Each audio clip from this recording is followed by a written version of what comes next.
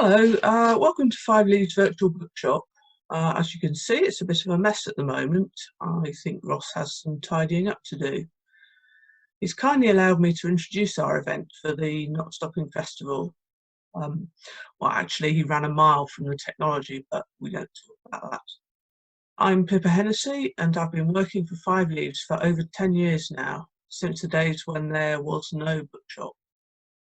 It might feel like there's no bookshop at the moment, but we're still here, sending out books by mail order and preparing our own books for publication.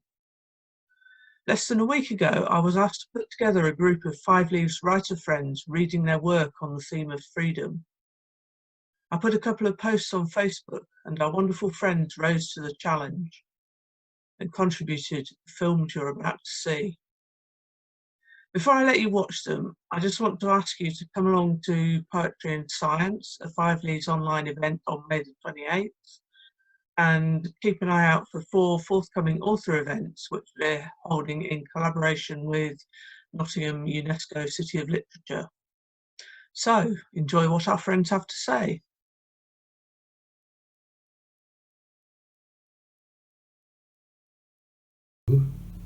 Hello. I'm going to read my very short story Skulls and Roses, which is about to be published in the magazine Grammary. Skulls and Roses. He was a prince, and he knew what he should do. When he came to the castle, he told his page to wait, took his sword in hand and began to hack through the brambles. It was late spring. The air was heavy with the scent of roses. The way to the castle was as overgrown as he feared. When he arrived well before dusk, the great oak door swung open at his touch. The servants slumped beside it were mere bundles of cloth, drab uniforms, and hanks of hair. The prince marched on. He knew where the throne room must be. Here fabrics were finer, silks and damasks in rich colours, many twinkling with tiny gems. A coronet lay before him on the floor. As he picked it up, his fingers touched one of the deep rugs. It was warm, undamaged by time, and entirely free of dust. The princess lay back in a gilded chair which had been placed on a dais a little way in front of the twin thrones. The prince did not hesitate. He knew at once who she was. He saw how the delicate tiara failed to hold back the ripples of loose golden hair which concealed her face. Her pure white gown was draped with lace and studded with pearls. She was a pearl herself, they said. Now came the final part of the task. The prince bent over the princess, swept her hair aside, closed his eyes, puckered his lips, which met bone. His eyes opened. The princess's skull was as white as her gown. The prince drew back, distressed. He wondered what part of the task he had done wrong. He foresaw that his parents would scold him, that public and press would mock. Turning away, he saw that the room was rich in wealth. A diamond brooch and ruby necklace lay on the floor near the dais. Birthday gifts for the dead princess, he guessed. He scooped them up. Soon his fingers were reaching at necks and ribs. He unfastened clasps, tore jewels from hair, and stuffed his pockets with all that was sparkling and gold. The skeletons slept on. Perhaps there had been a day when the princess woke from her dreams of barefoot dances in sunny meadows. Perhaps she saw stiff robes around her and felt the weight of pearls in the heavy fabric she wore. Perhaps a voice asked, "Do you really wish to wake?" And in an instant, she saw what her destined marriage would mean, with its courtly obligations, its stultifying rites. And perhaps she said, "Let me dream again. Let me dream again, whatever the cost." So she was set free, and the court and its servants with her. Outside the brambles grew and the roses bloomed.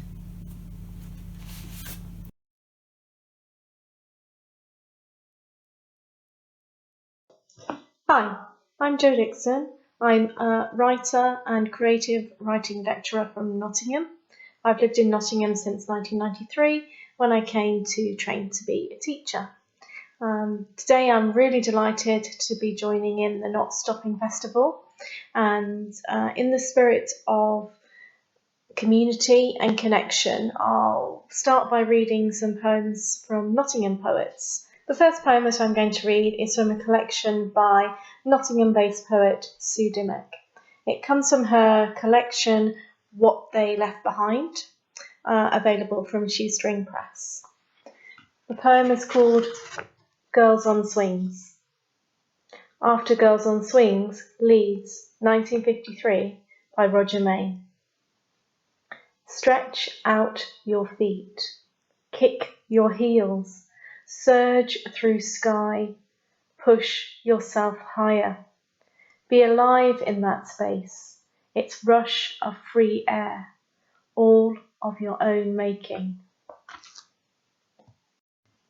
The next poem I'm going to read is from Becky Cullen, and it's part of her pamphlet, Majid Sits in a Tree and Sings, published by Smith Doorstep. It's called Pillar Box Dress. I come to you with no hope in my knees. We sit, make the pub a confessional. Condensation slips down the outside of my glass. We're here again. Same date, same table, same dress.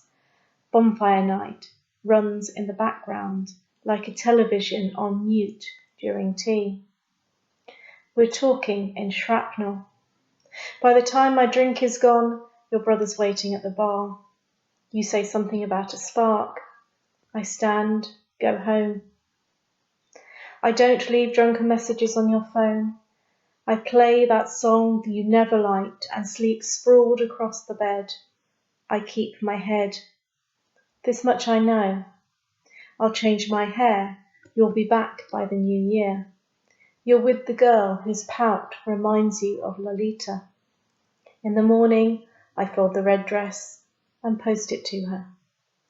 And now, before I read some of my own poems, I'm just going to read this last one from Sarah Jackson's collection Pelt. And the poem is called Wingspan. Wingspan.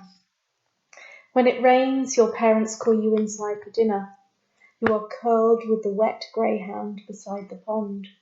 The fish seem to be multiplying like shadows. In the winter, the pond freezes over. A heron lands on the ice, his foot tangling in fishing wire. You watch as your parents, huge in their winter coats, flap outside with secateurs. The heron's wings are as wide as their car. And the noise? It is your mother beating the carpet. The heron looks at you and begs. There is a readjusting of knowledge. You leave in the spring.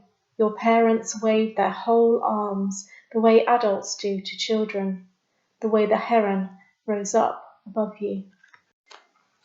And now I'm going to read some of my own poems. Some will be from A Woman in the Queue, which was published by Melos Press in 2016. You'll also be able to read some more of my poems in my first collection, which is coming out shortly from Shoestring Press. All the poems I'm going to read are connected either directly or tangentially with the idea of freedom. And the first few that I'm going to read very much think about issues of freedom, restrictions, and how things change as we grow older. It's Flo's last day at the shop. It's Flo's last day at the shop, at home with her patchwork of fruit and veg. Cotton vest, under blouse, under cardi, under coat, but open all year to the weather that edges inside her eggshell bones. When the schoolboys fall in for the 6 o'clock harvest of lost pennies, she's reading her hands, sculpted by root and coin, with nails polished in dirt. The next day she's up early behind her nets, looking across the street at a girl zipped in thermalite, who tugs at the shutters, bounces her ponytail.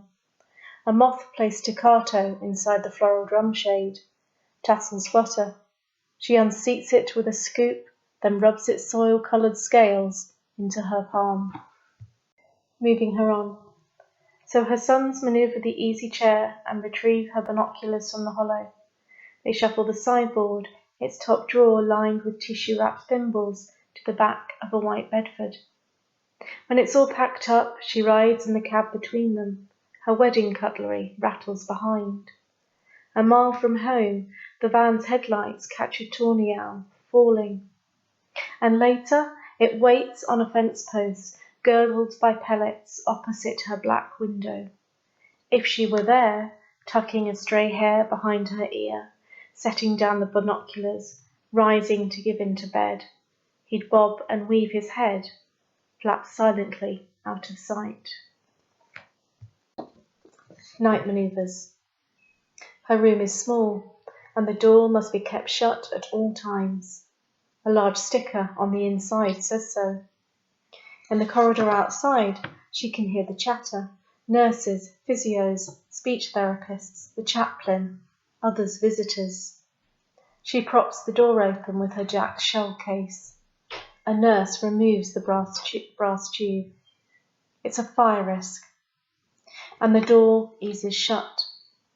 So she presses the call button to get a glimpse, a flash of life framed by the doorway, her neighbour's great-grandson slamming his toy car into the skirting boards. Stop wasting my time. And the door eases shut. Tonight she's going to take direct action. She thinks that's what they call it now. Good old-fashioned bloody-mindedness, her Jack would say. She waits. At 10 o'clock, her final dose of medication arrives. Stay put, and the door eases shut. The corridor lights dim, a strip of light under the door fades. She grips her nightie. Her Jack calls out, "It's now or never, love." She pulls herself up by the bed rail, feels under her pillow for the knife hidden at supper time, and shuffles across the room. With a hand steadier than it had been for months, she starts to unscrew the hinges of the door. Overture. A young stag, all emerging antlers, raises his nose toward a teenage couple, over by the cedar stump, shrugging off its bark, exposing boucle ridges, silky crevices, and fibrous escarpments gripped by webs. On the next bench, moisture in wooden slats soaks their jeans, and a plaque reassures pleasure and companionship bound here, while he defines her shoulder blade with his fingertips, and toes the browned pine needles pulped in the mud, like wedding rice on a wet day.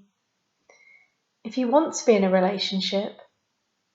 Later, he steers her around the camellia house, rainwater performing on glazed roof lights, and petals warping on stone flags. Her eyes downcast, tracing the entangled circles of bronze grills above heating ducts where pennies have been lost. The next poem I'm going to read is from an anthology published by For Book's Sake.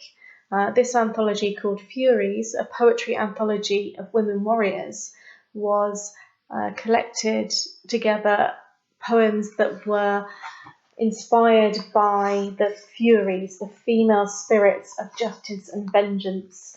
And the proceeds from this anthology went to rape crisis in England and Wales. And the poem I'm going to read that appeared in this publication is called On Mending. Outside, the missel thrush sits tall on his perch and rehearses his song in dread of the field fares that raid the garden's dwindling stores. Inside the white room, she accepts a bunch of unseasonal flowers, He stands with his thumb down a pinstripe seam. And when he's gone, she pounds her fists until the grout clogs with red, and she's hoisted by her armpits, slung onto the bed, where she watches them at work in technicolor across her lids, sprinkling salt in his tea, cutting paper dolls in the folds of the Times. Outside, heronries nest as many as 10 pairs, while a fluffed teal splashes and a shelduck tosses his emerald head. Inside the white room, she accepts a bunch of unseasonal flowers. He stands with his thumb down a pinstripe seam. And when he's gone, she pounds her fists until the clout clogs with red, and she's hoisted by her armpits, slung on the bed, where she watches them at work in technicolor across her lids, pinching his doughy calves until he cramps under Irish linen sheets. Outside, leaves mesh green through brown moss, and hazel catkins expand. Snowdrops shine. Inside the white room, she accepts a bunch of unseasonal flowers. He stands with his thumb down a pinstripe seam, and when he's gone. Harwich. At the end of Halfpenny Pier, Groundfrost takes his rear tyre. The left pedal gouges the timber, and a flexed leg saves him. The key jabs into his hip bone. Across the estuary, cirrus clouds drag comet tails and tangle with the container crane unloading Evelyn Maersk, her sack's blue hull dimmed by oil.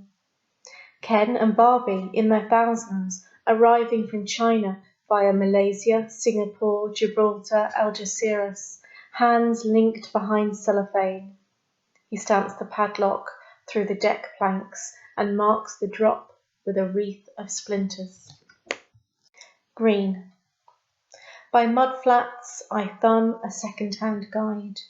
Black-headed gulls, what I'll say is a curlew, and 2 cormorants poised back to back, a heart-shaped hole between.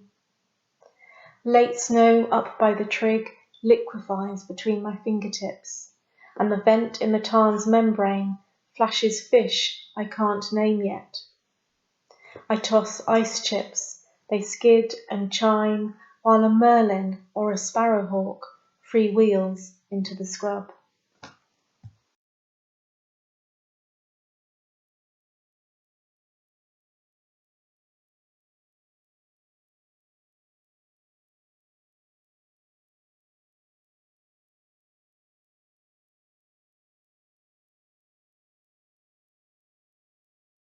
Provence.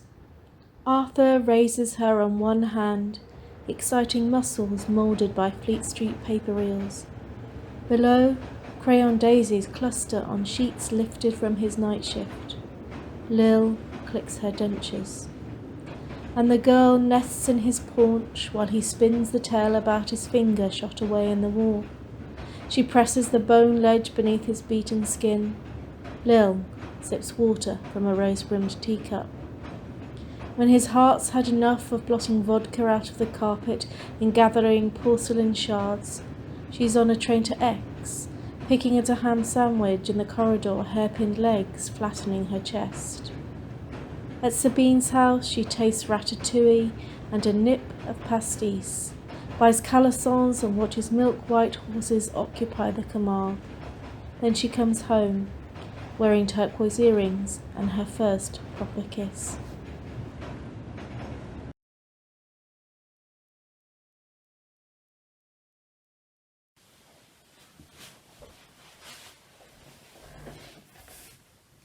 Hello, I'm Julie Gardner. I've got a poem about the time when my brother and I used to go and play on the common at Pontypridd. It was near my granny's house in Wales, and we went there most school holidays. And I just have such happy memories of the freedom that we had when we played there. Our world beyond the wardrobe door. We named each rock and path and monument, stopped the stream with pebbles smooth as eggs, tugged at beds of purple heather, rode the biggest rock, a bus in which we travelled across worlds, taking turns to drive. We picnicked on biscuits baked by Granny Jones and blackberries from the bush. Solemnly we stood at the War Memorial, tasting names on our tongues, kneeling to say our Father in heaven. If there were dog walkers, we weaved them in, watching them from hiding places, whispering our secret codes, willing their compliance.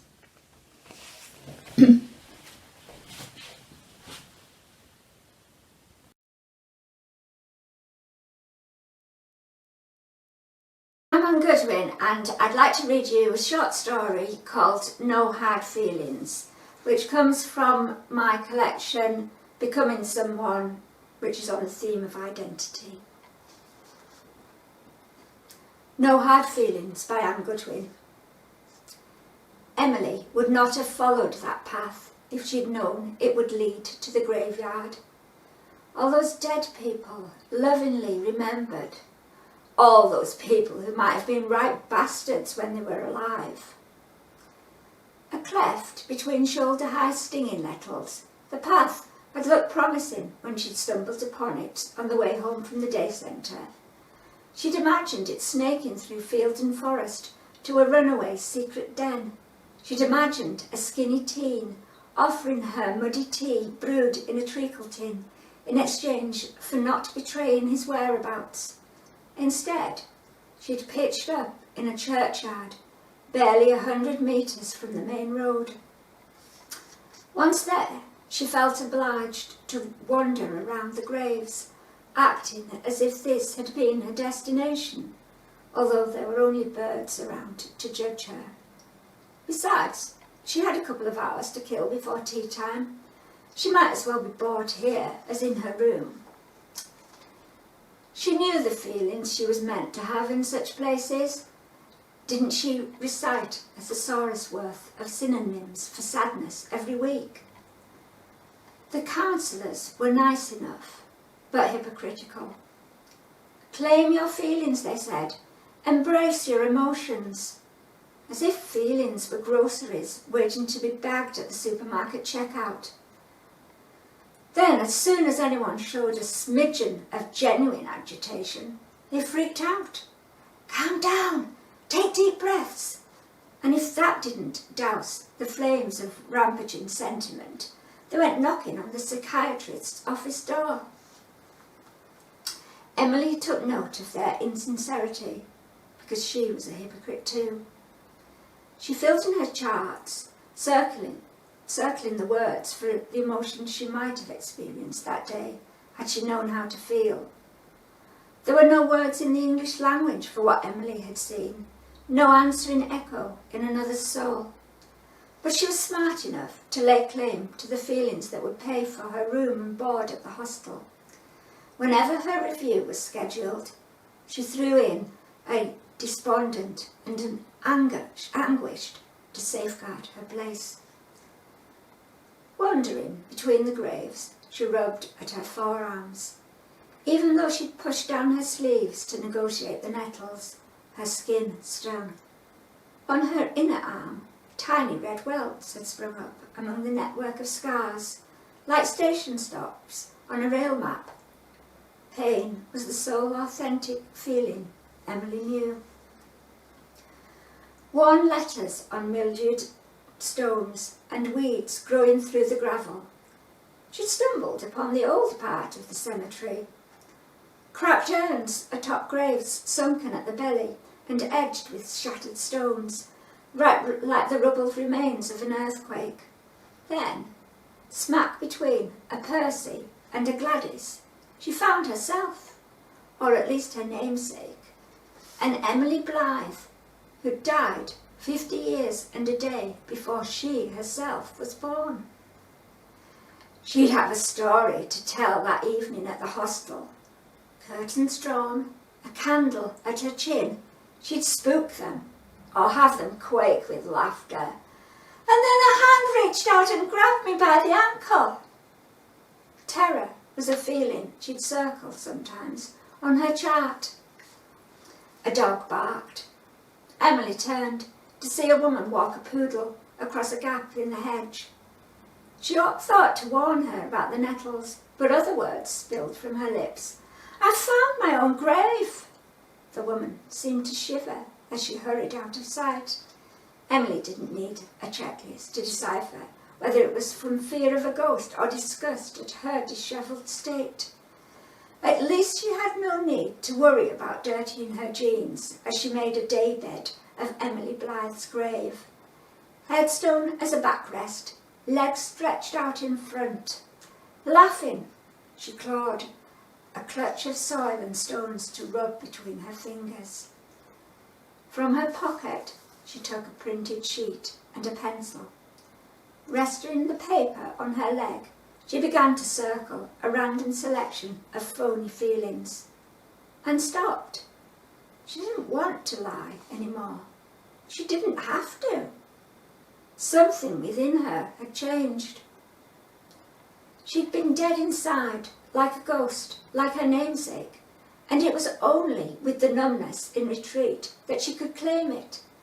For as long as she could remember, she'd been this way, and now, like a storybook granny, picking up her dirty socks and apple cores and scrunched up tissues, old Emily Blythe had taken her deadness from her. She couldn't say yet what she was without it. It wasn't anything on her printed sheet. She wouldn't share her story with the girls at the hostel. She wouldn't tell the counsellors she was ready to move on. Not dead inside was a treasure too precious to reveal to another living soul. But that didn't matter. Now she had Emily and a grave to visit. Next time, she'd borrow a trowel from the day centre and create a garden on Emily Blythe's plot. Thank you. That was No Hard Feelings by Anne Goodwin from Becoming Someone. Thanks for listening.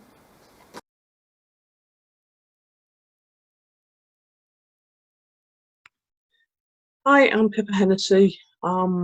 We've been asked to read some work about the theme of freedom. To me, the place where I feel freest on the whole planet is a small island off the North Devon coast called Lundy. It's 3 miles long, half a mile wide, absolutely tiny, big granite bricks at the sea.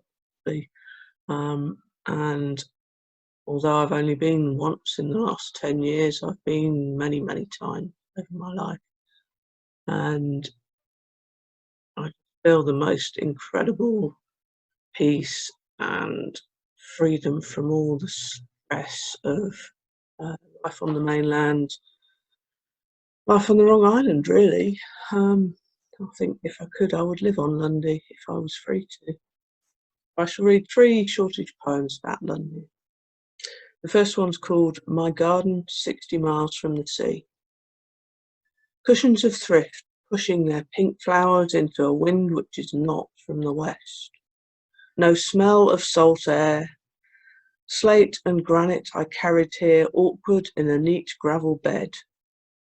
Magpies drown the song of a lost gull with the harshness of land. The sea always flat and grey when I return to this wrong island.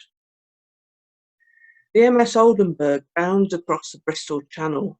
An old man wearing blue dungarees and a dishevelled demeanour waves binoculars at a pair of guillemots. Dolphins fold the waves like silk. Oyster catchers say, "Welcome, welcome, look at me, look at me." Hammers on the hold door, we're here. I am never more than half a mile from the sea. Red wine, 9 voices climb torch beams, the glass-captured moon. Burnished beetles follow me to Long Roost, where 10,000 razorbills and 8 puffins nest. A dunlin passes close by on its way to the next puddle. 5 adults and 7 children, the concrete engine block of a German bomber. I wish the gulls would hush as a newborn goat takes its first steps. The sun rests on the soft horizon. Two puffed up pigeons huddle and grumble by the one-room cottage where I shiver and can't sleep for laughing. Skylarks, invisible, fill the sky. So this one's called Picnic in Devil's Kitchen. Midday low tide, a slate table, rock pools, strawberry anemones, curved, generous. Shiraz, your lips, the stain of cherries, my tongue tip, salt, black olives, your mouth, mine. Tongues flick flesh from stones, a cinnabar moth on your ear, copper hair wisp, sunburnt skin. My fingertips brush just enough. Charcoal wings spread scarlet, your lips, your curves meet mine. We wait for the sea. And I finish with a short one called Quarry Beach. Do you remember brambles, ropes and rotting wood, the broken step halfway down to where granite eggs thundered below waves? Bare feet over seaweed and limpets, orange beaks cried, look! We wished we could fly. One stone on another we built a reminder that we were here for a while. A seal swimming northwards paused briefly. I am warm in the memory of sun and the sea and you. Thank you very much.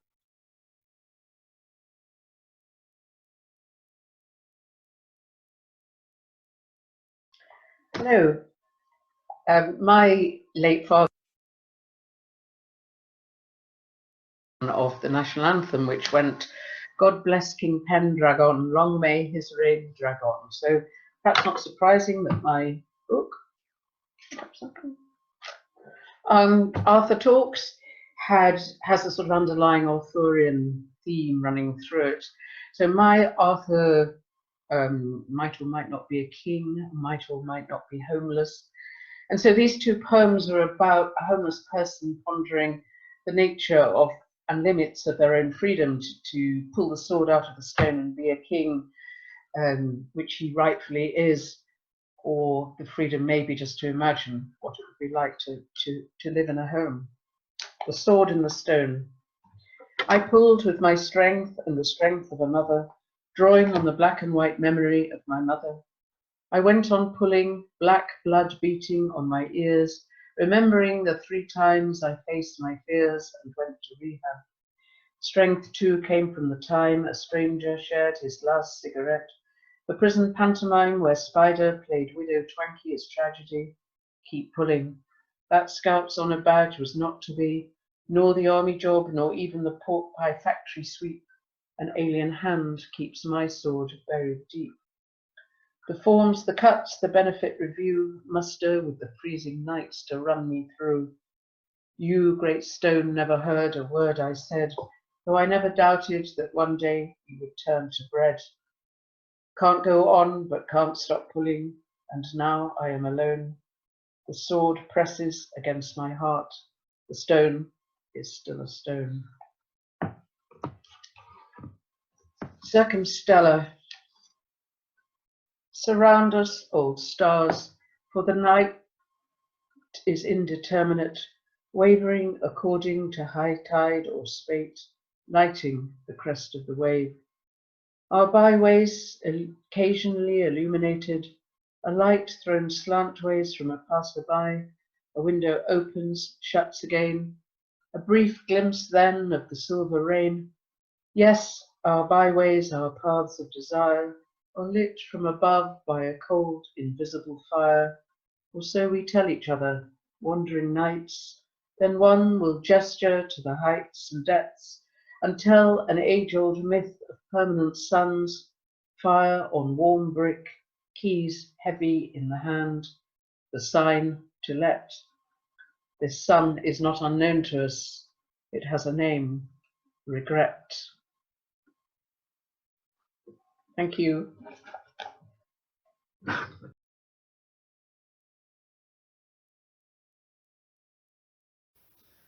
Hello, I've got 3 poems here which are sort of about freedom and about letting go. The first one's called Remembering Barley. Close your eyes, walk along the edge of a field full of barley, watch the wind ripple across it. Look at those wavering fronds of green, the tips touched with yellow by those early summer days. Let the sight fill you up. Not long ago you thought you might starve for the lack of anything beautiful, for the desert of all these hospital rooms. Travel up a stalk, past the swell of the seeds, along stiff green hairs into a single barley spike. Feel how all these stalks breathe together, their tops reaching for an unknown star system. If only you could follow them, but you'd have to get so small, smaller than a husk of barley. You'd have to lose so much substance. And the next one's called And All I Thought I Knew Was Swept Away. I assumed I was proof against most things, solid as a wall or a grown man. But relentless rain swelled the river so it sprawled over soaked banks. When it came, sudden and unstoppable, I was swept before it, a wave wide and dark and impossible pushing me into the night.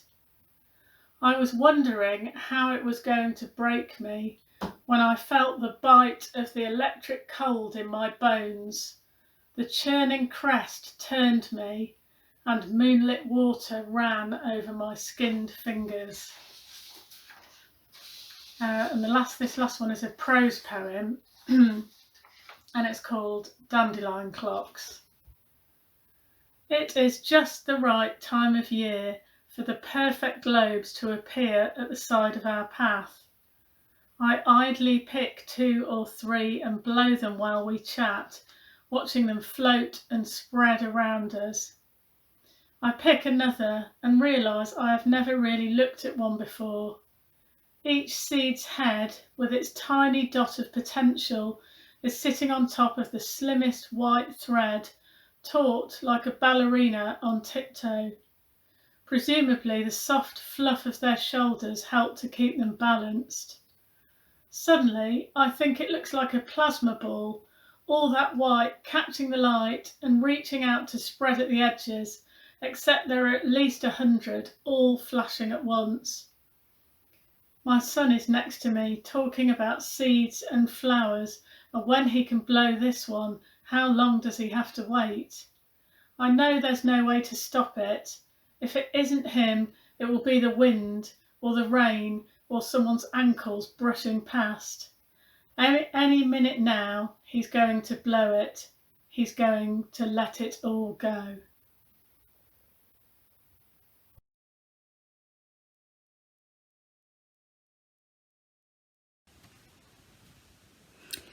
Hello, my name's Jenny Swann. I'm going to read you a poem that I wrote a long time ago when my children were small, and I once went into the bathroom to sort of clear up after their bath time and saw this wonderful array of foam rubber fish that had been put on the tiles next to the bath by one or other of my children, and rather than tidy them up, I couldn't quite bring myself to actually, and this is why. Flying fish. I tidy round, snap shut the Colgate snouts, straighten the bath mat, sodden from the spray of children's deep-sea sloshing, when they catch my eye. The yellow, red and blue foam rubber fish from Hamley's carefully arranged along the tiles beside the bath. They soar towards the ceiling, nose to tail, a daring, fin-powered exodus, fleeing a life of being caught on hooks. And I've no heart to thwart the hand that planned their great escape, to swipe them down, return them tidy to their box. Thank you. And because I know that the recordings are meant to be about 3 minutes long, here's another poem. It's called Ski Tracks, and it's about a relative of mine of whom it was written, he was a photographer by inclination and a lawyer by financial necessity. And I think there must be so many people who wished that they could have afforded to give up the day job and follow their heart. Anyway, Ski Tracks.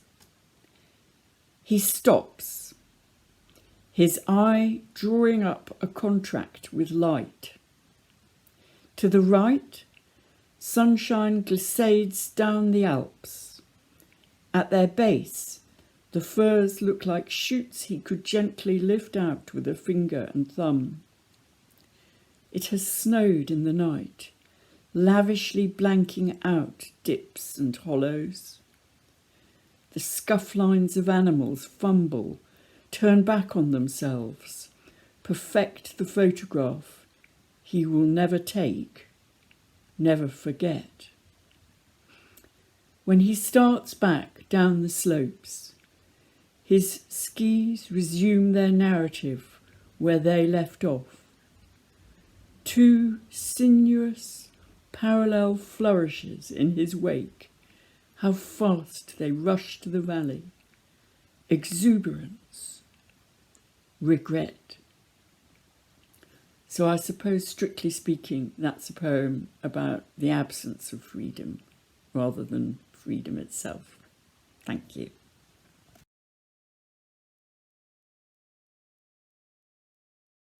Hello, my name's Maria Taylor, and I'm hoping this video is going to go right. I wrote a poem about running because I took up running a couple of years ago, and it seems pretty relevant to the theme of freedom. Woman running alone. A woman who follows her own trail and pounds pavements of unending cities, past statues of forgotten men, fountains, sticky sunshine pouring over tower blocks, past gentrified basement windows where wives hear the washing up howl between their hands, past suits on phones and panda-eyed women in doorways with faces that say, I know, tell me about it. These streets where open hands beg for more than is ever offered, where someone's kid is a sleeping bag, where the wolf whistle becomes the wolf and love's worn like expensive aftershave, where she forgets who she is, Ms. Keep On, Ms. Never Going Home, neither running away nor running toward anyone, wind-sifted, letting the weather sing through her. She who is different to her brothers.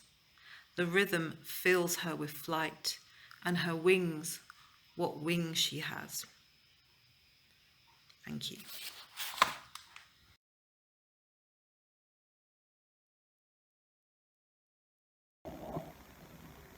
Hello, my name is Gail Webb, and I'm going to read you a poem which was published in Bohemia magazine last year, and it's especially for those who can remember the hot summer of 1976 and a band called 10cc, but I hope you'll all enjoy it, and it's called We Were Not in Love. We were not in love, though we listened to 10cc.